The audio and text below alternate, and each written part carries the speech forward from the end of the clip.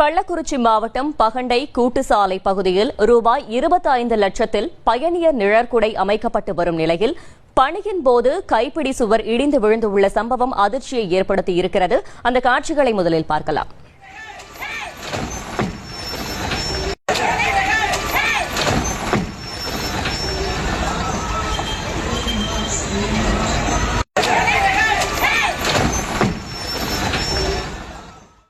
இதுகுறித்த கூடுதல் தகவலை செய்தியாளர் சரவணன் வழங்கிட கேட்கலாம். சரவணன், வணக்கம்.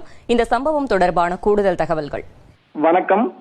கள்ளக்குறிச்சி மாவட்டம் ரிஷிவந்தியம் சட்டமன்ற தொகுதிக்குட்பட்ட பகண்டை கூட்டுச்சாலை பகுதியில் திருக்கோவிலூர் சங்கராபுரம் சாலையில் உள்ள ஊராட்சி ஒன்றிய அலுவலகம், சட்டமன்ற உறுப்பினர் அலுவலகம் அமைந்துள்ள பகுதியை ஒட்டி சாலையின் ஓரமாக ஆக்கிரமிப்பில் இருந்த கடைகளை அப்புறப்படுத்தி கடந்த சில மாதங்களுக்கு முன்னர் சட்டமன்ற உறுப்பினர் நிதியில் இருந்து 25 லட்சம் ரூபாய் நிதி ஒதுக்கீடு செய்யப்பட்டதாகவும், அந்த நிதியில் வணிக வளாகத்துடன் கூடிய பயணிகள் நிழற்கொடை கட்டப்பட்டு வருகிறது.